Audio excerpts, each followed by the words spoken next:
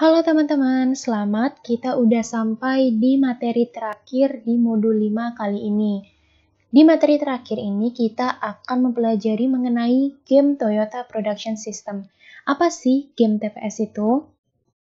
Game TPS merupakan bentuk simulasi dari Toyota Production System dalam bentuk lini perakitan yang sederhana, menerapkan dua pilar rumah TPS yaitu just in time dan Jidoka atau automatisasi.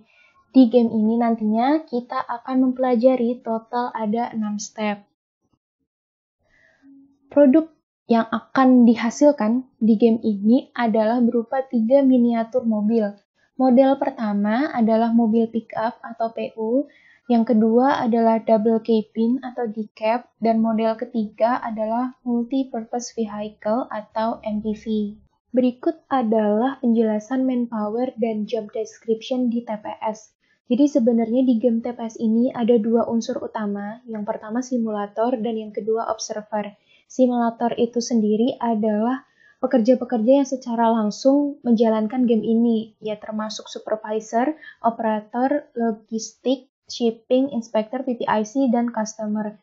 Kalau observer sendiri, misalnya teman-teman itu ada kesempatan simulasi langsung di lab, observer ini tugasnya untuk menghitung cycle time, problem abnormality, kondisi stok, cost, profit, ide kaizen, dan lain-lain. Intinya dia mengamati dan melakukan pencatatan, perhitungan, seperti itu. Nah, untuk jobnya sendiri, supervisor itu jobnya adalah mengamati dan mengawasi lini perakitan. Kalau operator itu adalah orang-orang yang merakit mobil. Jadi nanti kalau di video ada orang-orang yang kelihatan merakit mobil di WS1 sampai WS4, nah itu disebut operator. Kalau logistik person, misalnya nanti teman-teman lihat di video di YouTube prosesi, ada orang yang ngebawa troli dan moving terus dari workstation ke warehouse dan sebaliknya. Nah, itu adalah logistik person. Dia pokoknya moving terus kayak gitu.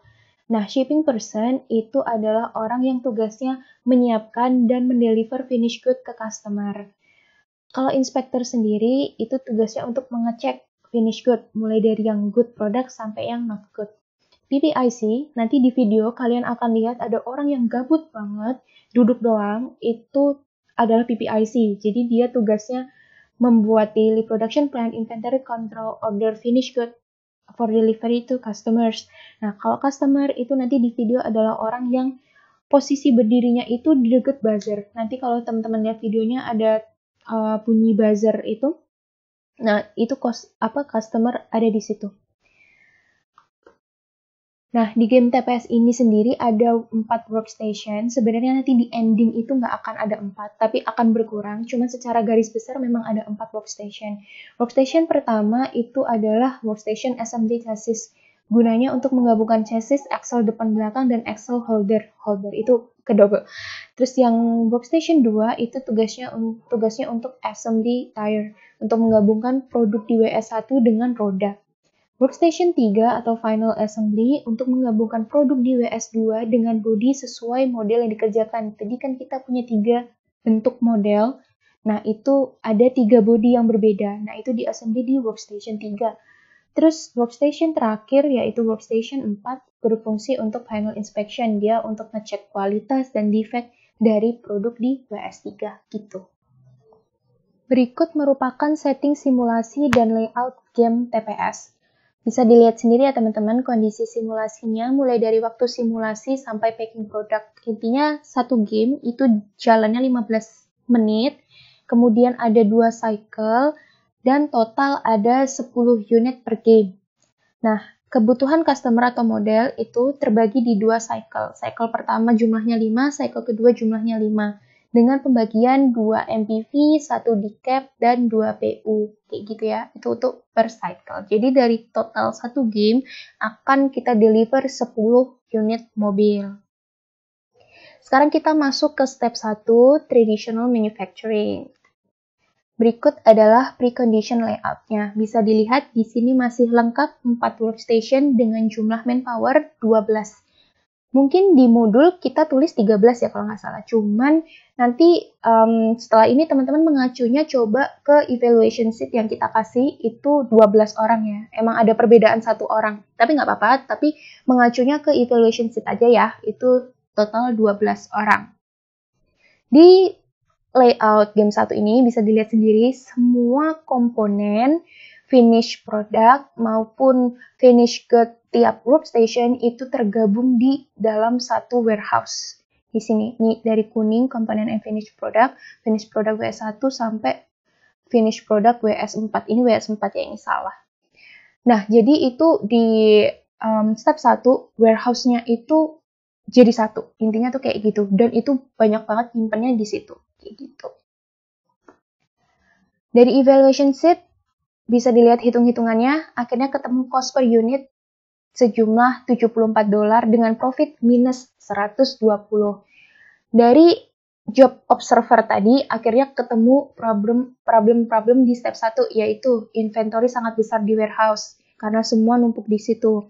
Kedua, sulit untuk mendeteksi letak kesalahan produksi. Kenapa? Coba dianalisis di alur di workstation-nya ini ya, ini workstation 1 sampai 4. Kira-kira kenapa terjadi kesulitan dalam melakukan deteksi letak kesalahan produksi? Ketiga, adanya mudah handling dan motion. Keempat, adanya kemungkinan kesalahan packing di warehouse. Dan yang terakhir adalah hampir semua workstation itu cycle time-nya melebihi dari takt time. Kayak gitu.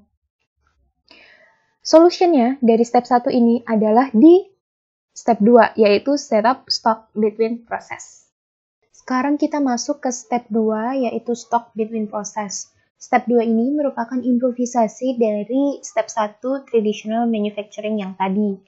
Masih sama, ini adalah precondition layout-nya, masih ada workstation 1-4, cuman bedanya di sini adalah sekarang di antar WS udah kita kasih charter itu untuk nyimpan finish good tiap workstation. Jadi nggak semuanya terkumpul di warehouse. Kalau tadi yang traditional manufacturing kan semuanya terkumpul di warehouse. Nah sekarang enggak. Jadi di antar WS itu udah ada space untuk menyimpan stok kayak gitu ya. Di sini di step 2 ini manpower-nya berkurang 1, yaitu ada di logistic person. Coba nanti teman-teman lihat di modul, itu ada pengurangan jumlah logistic person. Jadi tadi 12 orang di step 1, di step 2 sekarang jadi 11 orang. Kayak gitu ya. Nah, itu pengurangan itu disebabkan oleh hasil dari perhitungan si observer. Jadi nanti observer kan nilai tuh, oh ini ada dari 4 logistic person ini, itu tuh ada yang kerjanya itu di bawah standar yang lainnya, kayak gitu. Nah, nanti dari perhitungan akhirnya dieliminasilah 1 orang itu. Perhitungannya apa? Nanti kita bahas. Dari evaluation sheet, bisa dilihat teman-teman, cost per unit akhirnya ketemu $99 dan profitnya minus gede banget, yaitu minus 355. Kenapa?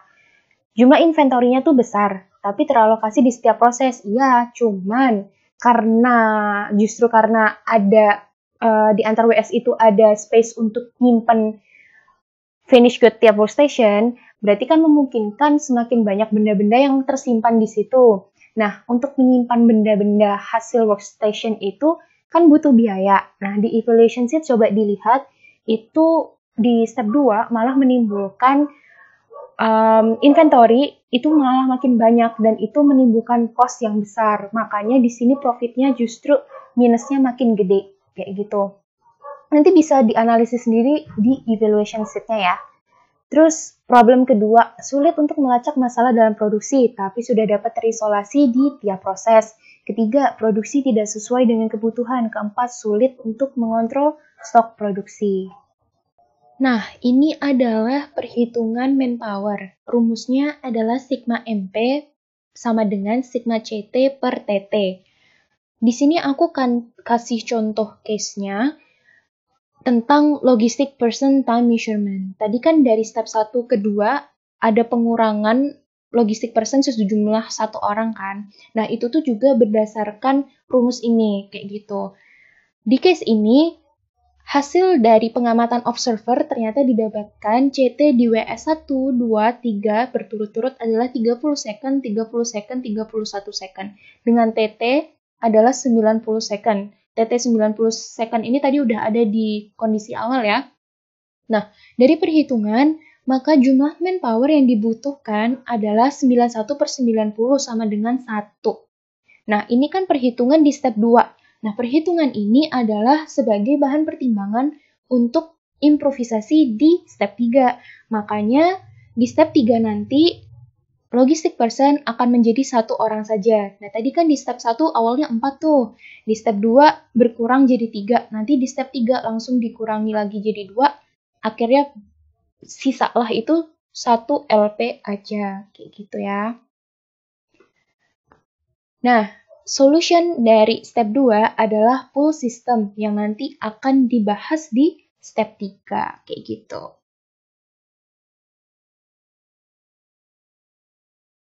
Baiklah, kita sudah masuk di step 3, yaitu step pool system.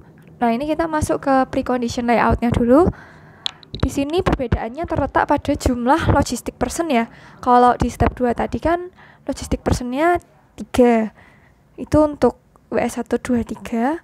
Kemudian kalau yang di step 3 ini logistik personnya cukup 1 aja untuk semua WS, seperti itu. Nah, kalau di sini tapi lebih terkhususnya logistik person ini menangani WS 1, WS 2, WS 3. Sisanya masih sama ya, teman-teman. Kemudian untuk precondition stock finished good bisa teman-teman lihat detailnya di modul. Nah, sekilas mengenai step 3 pool system. Di step 3 ini tujuannya adalah menggunakan prinsip just in time. Nah, just in time ini sendiri apa? Itu terkait dengan pool system. Jadi kalau di step 2 itu kan tadi kan kita memproduksi ya sudah produksi saja gitu. Semua permintaan pelanggan langsung diproduksi semua di tiap workstationnya sudah dibuat forecasting gitu kan. Buatlah berapa gitu sesuai dengan forecastingnya. Nah, sementara di pool system ini sudah menarik dari permintaan pelanggan gitu kan. Jadi nanti dimulai dari workstation paling akhir dulu. Jadi sesuai dengan permintaan gitu. Sekarang sudah menggunakan Kanban ya. Kanban itu kartu permintaan dari pelanggan itu untuk diproduksi. Tetapi sistem produksinya masih tusuk sate alias produk A selesai dulu, baru produk B diselesaikan, baru produk C, seperti itu. Nah, kemudian ini mengejar continuous flow, jadi tidak boleh ada idle, line stop, dan lain sebagainya. Kemudian bekerja berdasar takt time. Sementara ini takt time-nya adalah 90 detik untuk 1 kali buzzer atau 1 kali andon menyala. Oke, untuk lebih detailnya teman-teman bisa melihat video step 3 ini. Baiklah, jika teman-teman sudah melihat video, kita akan melihat di problemnya dan evaluation. Oke, dari spreadsheet-nya itu kita dapatkan cost per unitnya adalah $63, profitnya $35, sudah mulai profit ya teman-teman ya. Ini jangan dipikir profitnya kecil karena scale-nya akan kecil. Kalau scale-nya besar kan ini sudah hemat banyak sekali, profitnya sudah naik banyak sekali ya. Nah, kita bisa melihat bahwa inventory-nya kan berkurang, manpower-nya juga berkurang, itulah yang menyebabkan profit gitu. Kalau yang tadi kan masih stoknya banyak sekali di step 2 itu kan, stoknya masih banyak sekali di antar proses dan itu menimbulkan biaya inventory. Tetapi di sini evaluasinya masih ada large inventory khususnya di finished good gitu. Nah, kemudian masih ada fluktuasi produk karena sistem produksinya menggunakan tusuk sate. Itu teman-teman bisa melihat kalau sistem produksi tusuk sate itu ada seperti itu ya. Jadi ada 3 produk. Jadi produk pertama diselesaikan dulu, baru produk kedua, baru produk ketiga. Nah, seperti itu. Nah, hal itu menyebabkan beban kerja yang tidak merata tentu saja. Jadi kita dapat lihat kalau cycle time dari produk A ini paling tinggi kan. Nah, Kalau itu akan menimbulkan mudah wasting time gitu. Kenapa seperti itu? Karena kita dapat melihat nih, misalnya di WS1 sama WS2 ini pekerjaannya ya sudah seperti itu terus gitu kan, membuat chassisnya, bannya itu seperti itu terus. Sementara di workstation 3 itu mulai ada spesifikasi produk gitu kan. Nah, di misalnya produk A ini tuh yang butuhkan cycle time paling tinggi. Nah, jika kita menyelesaikan produk A dulu baru produk B, maka kita dapat melihat bahwa akan ada idle gitu di workstation 1 dan workstation 2 karena workstation 3-nya nggak selesai karena kan ya di spesifikasi kan ya tentunya ada barang yang paling susah kan, masa yang paling susah itu dikerjain sampai selesai dulu, itu kan pasti akan menimbulkan line stop gitu, tidak jadi ada continuous flow gitu, jadi continuous flow-nya tidak terpenuhi seperti itu kan. Terus kalau kayak gitu gimana?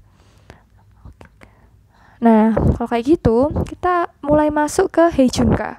Jadi Heijunka ini adalah pemerataan atau leveling ya, pemerataan produksi beban kerja seperti itu. Nah, produksi Heijunka ini menciptakan suatu pola unik dalam produksi. Bisa ABC atau mungkin nanti AAABAC, AAABAC, kita nggak tahu. Itu berdasarkan banyak hal ya pertimbangannya. Nah, jadi kalau di sini supaya rata, jadi polanya adalah ABC, ABC, ABC, bukan A, B, B, B, B, B, C, C, C, C, nggak seperti itu. Nah, tapi gimana sih cara menentukan pola Heijunka? Sebelumnya ada case dulu. Case-nya adalah sebagai berikut. Dalam satu hari, pabrik memiliki delivery preparation 8 kali. Itu maksudnya persiapan pengantarannya itu sehari itu 8 kali. Nah, sementara mobil yang harus diproduksi tiap harinya adalah mobil A 10, mobil B 4, mobil C 2. Bagaimanakah pola produksi yang tepat? Nah, sebelum teman-teman menjawab, teman-teman harus memahami dulu nih. Oh, berarti permintaannya itu datang sehari itu 8 kali gitu. Itu sesuai, itu sama aja kayak misalnya buzzernya tuh ada 8 kali sehari gitu. Nah, total mobilnya ada 16 tuh. Berarti setiap delivery preparation itu mengantarkan 2 mobil, ya kan? Sekarang kita harus cari tahu polanya seperti apa. Kalau menggunakan Django, tentu saja deliv 1 AA, deliv 2 AA, deliv 3 AA, ntar baru di deliv 6 BB sampai deliv 8 CC. Nah, tentu saja itu dapat menimbulkan line stop dan unmet demand. Kenapa? Ya itu tadi, karena kalau misalnya AA-nya ini tuh cycle time paling tinggi, ya tentu saja akan ada yang idle dong, tidak jadi continuous flow kan. Nah, unmet demand-nya kok bisa? Ya karena siapa tahu nanti ada dari pelanggan yang ingin B gitu kan, entah di berapa gitu, di daily berapa gitu, tapi ternyata belum diproduksi sama sekali, ya kan potensi untuk unmet demand-nya tuh semakin besar gitu. Terus gimana caranya kita menyelesaikan persoalan ini? Oke, jadi kita akan bersama-sama menengok video berikut ini. Oke, jadi pertama kita tulis dulu daily preparation-nya, ya ini kita akan kerjakan secara manual gitu. Kita tulis daily preparation 1 sampai 8. Oke, nah di sini kebetulan angkanya itu genap, jadi ini kita bagi 2. Jadi setelah angka 4 itu kita kasih garis, kemudian angka di bawah 4 itu kita tulis di sampingnya 5, 6, 7, 8-nya. Nah sekarang yang di bawah itu sudah nggak kepakai ya, jadi polanya 1, 2, 3, 4, 5, 6, 7, 8 seperti itu. Nah kemudian kita bagi 2 lagi gitu, jadi 1, 2, 5, 6, terus 3, 4, 7, 8. Tapi itu belum menjadi satu line kan, kita bagi 2 lagi deh, jadi 1, 5, 3, 7, 2, 6, 4, 8. Itulah pola Heijunka kita seperti itu. Pola Heijunka kita seperti itu belum selesai ya teman-teman, karena kan kita belum tahu mobilnya itu jenisnya ada apa saja di setiap buzzer gitu. Nah kita akan menulis mobilnya beserta jumlahnya A10, B4, C2. Nah karena itu 10, maka kita bisa mengisikan 1, 1, 1 sampai 8 kan sudah jelas itu keisi semua kan. Sudah seperti itu. Nah, kemudian untuk 2 sisanya kita harus berdasarkan urutan. Jadi 1 di 1, 1 di 2, seperti itu. Kemudian B yang 4 masuk ke 3, 4, 5, 6. Sudah ada 4 mobil B, sekarang tinggal yang 3, yang C, di 7 dan di 8. Oke, sekarang kita akan melihat polanya. Berarti yang pertama itu AA, kemudian AB, kemudian AB lagi, kemudian AC, kemudian AA lagi, AB, AB, AC. Kita sudah dapat polanya. Berarti nanti produksinya itu menjadi 2 cycle ya, yaitu AA, AB, AB, AC, seperti itu.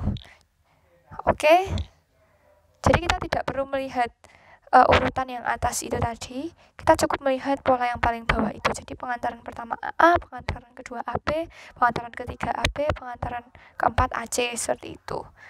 Nanti jika soalnya serupa, teman-teman bisa lanjutkan sendiri. Oke, kita akan masuk ke step 4, yaitu Heijunka, atau sudah masuk ke leveling ya, teman-teman. Nah, untuk step 4 ini preconditionnya sebenarnya kalau dari layout dan jumlah pekerja itu sama ya, dari step 3 nggak ada bedanya, tapi pembedanya itu tadi adanya Heijunka. Jadi nanti kanbannya itu disusun berdasarkan Heijunka yang didapat gitu, pola Heijunkanya. Jadi sudah ada Heijunka post gitu. Jadi nanti buzzer 1 si supervisor sama PPIC itu memberikan perintah untuk memproduksi mobil apa dengan apa, seperti itu. Jadi sudah bukan tusuk sate lagi, tapi Heijunka.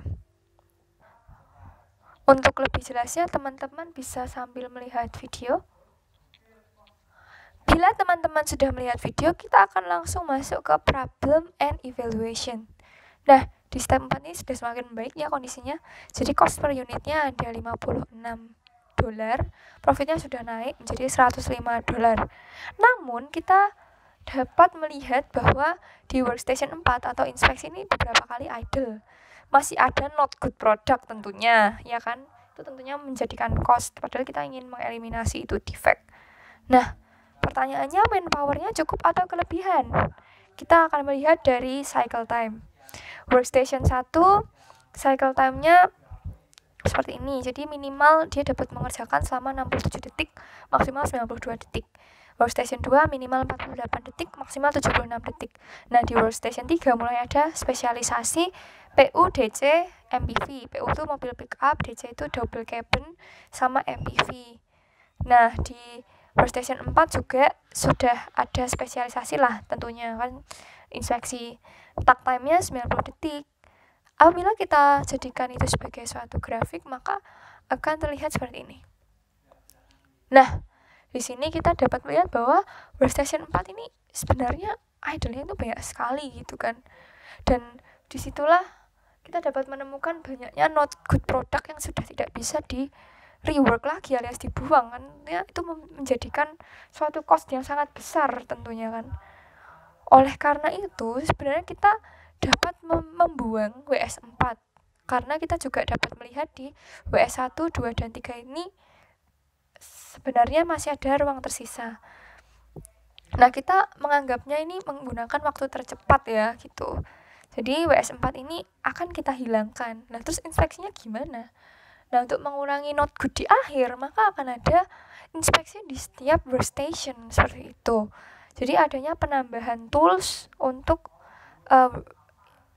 penjaga kualitas di setiap workstation, atau kita bisa bilang itu jidoka. Nah, jadi misalnya nanti di WS1 itu sudah ada alat sendiri untuk menginspeksi. Jadi jika dia tidak lolos inspeksi, itu dia bisa di rework gitu. Jadi nggak mungkin not good barang itu di akhir itu nggak akan ada seperti itu. Step 5, built-in quality atau jidoka. Ini adalah precondition layout dari step 5. Ada 3 WS dengan jumlah manpower sebanyak 8 orang. Dari evaluation sheet, teman-teman bisa lihat cost per unit yang dihasilkan adalah $36 dengan profit yang melonjak tinggi banget dibanding step 4, yaitu adalah $320. Tapi walaupun demikian, problemnya masih ada di step 5 itu, yaitu jumlah manpower masih lebih dari yang dibutuhkan dan cycle time masih ada yang lebih dari takt time-nya. Tapi di step 5 ini sudah tidak ada not good product. Kenapa?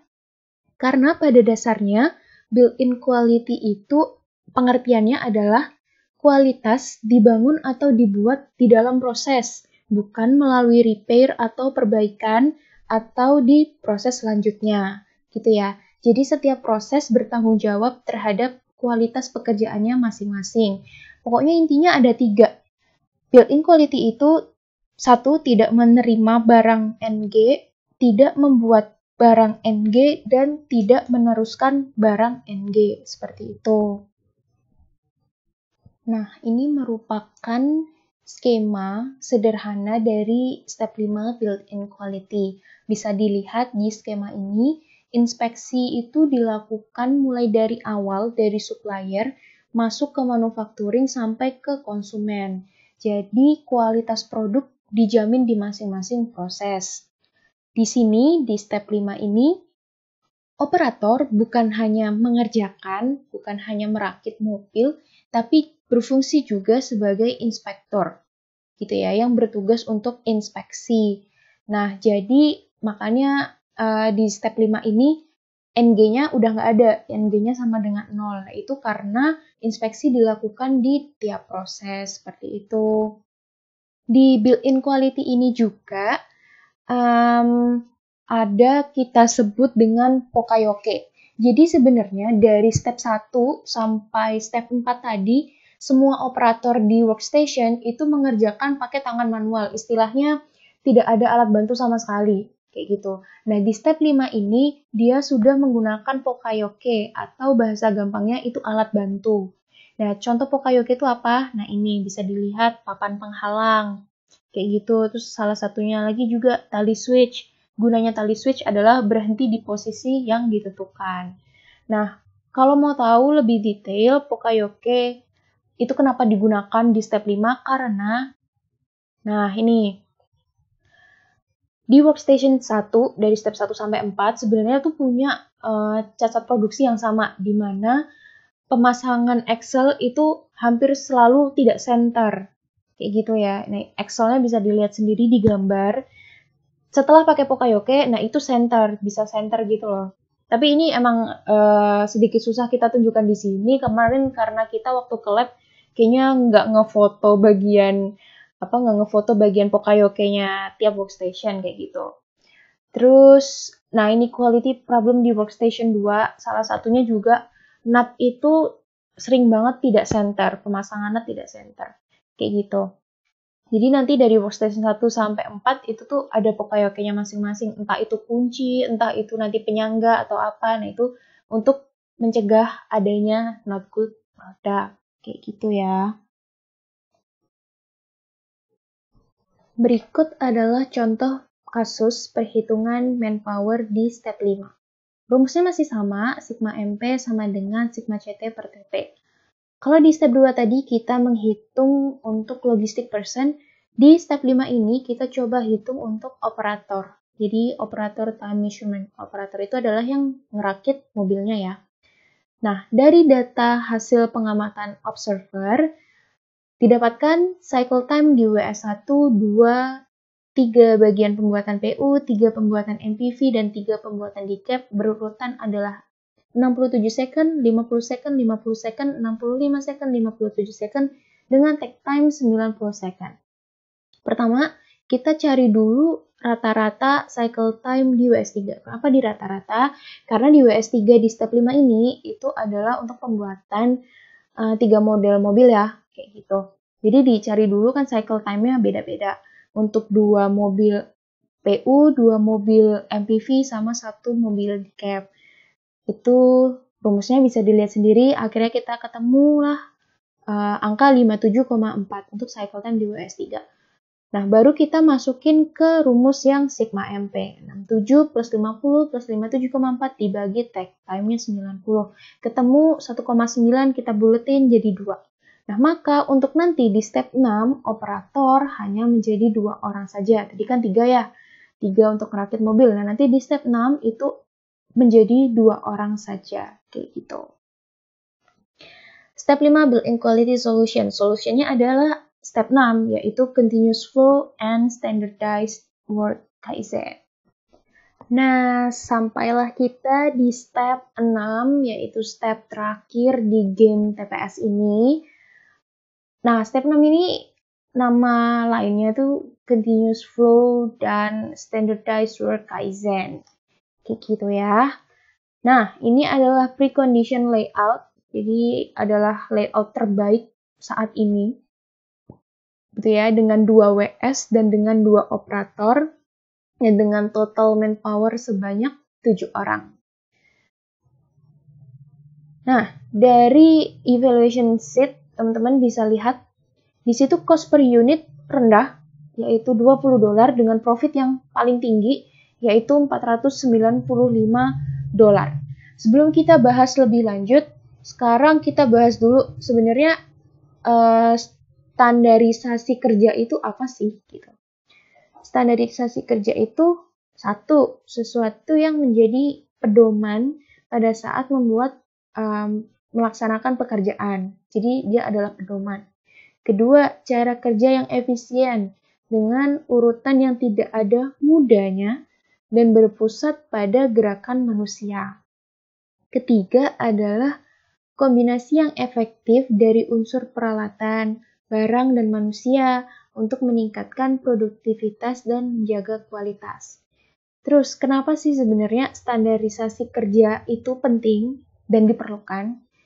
Pertama, sebenarnya karena untuk menjamin hasil yang sama dari waktu ke waktu, baik secara produktivitas maupun kualitas.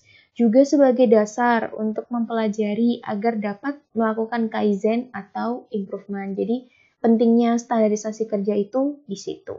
Kayak gitu. Lalu di standarisasi kerja sendiri itu mempunyai 3 elemen penting. Yang pertama, take time. Kedua, urutan kerja. Dan ketiga, standard in process stop. Skema untuk siklus PDCA di standardized work. PDCA itu plan, do, check, action. Bisa teman-teman lihat sendiri di tiap bagiannya. Misalnya di plan itu pertama membuat Yamazumi, kemudian menentukan target, terus ketiga analisa working, non-value word atau NVW, terus value word, VW, terus seterusnya sampai yang action, balancing, job. Kayak gitu. Nah, mungkin untuk Yamazumi itu apa sih? Sebenarnya Yamazumi itu salah satu chart gitu ya, salah satu chart untuk bantu kita mengkategorikan masing-masing elemen kerja. Jadi value work, non-value work, sama working. Tapi mungkin ini nggak jadi bahasan di modul ini. Kalau misalnya teman-teman penasaran Yamazumi itu apa, mungkin bisa cari di sumber-sumber lain ya. Karena kita nggak akan bahas itu lebih detail lagi, kayak gitu. Nah, sebenarnya target dari Kaizen, target dari standardized work Kaizen itu adalah bagaimana operator bisa mengerjakan pekerjaannya sesuai dengan take time. Nggak kurang, nggak lebih. Sebenarnya kalau cycle time kurang dari take time itu akan mengakibatkan kecenderungan untuk menghasilkan produksi yang berlebih gitu ya. Produksi yang berlebih nantinya kan pasti akan menghasilkan biaya inventory yang besar, kayak gitu. Jadi nanti cost-nya juga makin besar. Jadi bukan berarti cycle time itu kurang dari take time itu malah jadi makin bagus, enggak gitu. Itu nanti trade-off-nya yaitu tadi inventory jadi lebih besar, cost-nya jadi lebih besar. Sebenarnya produksi yang baik itu adalah production speed sama dengan production sale. Jadi kecepatan produksi itu sama dengan kecepatan penjualan. Jadi nggak akan ada itu namanya inventory berlebih atau inventory cost yang tinggi kayak gitu. Jadi memang tujuan dari Kaizen Standardized Work ini adalah untuk membuat operator bisa mengerjakan pekerjaannya sesuai dengan time, kayak gitu. Nah, itu tadi kenapa step 6 ini adalah step paling baik saat ini, yaitu tadi karena di step 6 ini sudah menerapkan continuous flow dan standardized work Kaizen, di mana sebelum melakukan Kaizen pasti sudah dilakukan terlebih dahulu pembuatan standarisasi kerja. Dari standarisasi kerja itu akhirnya kita punya pedoman, lalu kita akhirnya juga bisa menemukan masalah-masalah baru yang akhirnya bisa ditemukan, kemudian menemukan juga penyebab utama atau root causesnya, setelah itu melakukan Kaizen lagi dan melakukan standarisasi kerja lagi dan nanti terus berulang, makanya disebut continuous flow kayak gitu. Jadi cukup sekian materi terakhir di modul 5 di praktikum terakhir prosesi untuk semester 5 ini. Terima kasih buat teman-teman 2018. Sampai jumpa di penugasan dan post-test. Untuk penugasannya, teman-teman bisa lihat di PPT penugasan ya. Terus jangan lupa belajar untuk post-testnya juga. Jangan lupa tonton yang benar video-video prosesi, terutama yang di video TPS. Diperhatikan benar-benar karena nanti penugasannya akan berhubungan dengan video. Kemudian jangan lupa belajar, intinya jangan lupa belajar untuk post-test. Pada dasarnya anak-anak prosesi itu anak-anak baik ya, nggak akan mempersulit teman-teman juga, tapi ya nggak tahu ntar ya, lihat entaran aja gitu ya. Oke, ganbate kudasai, dadah!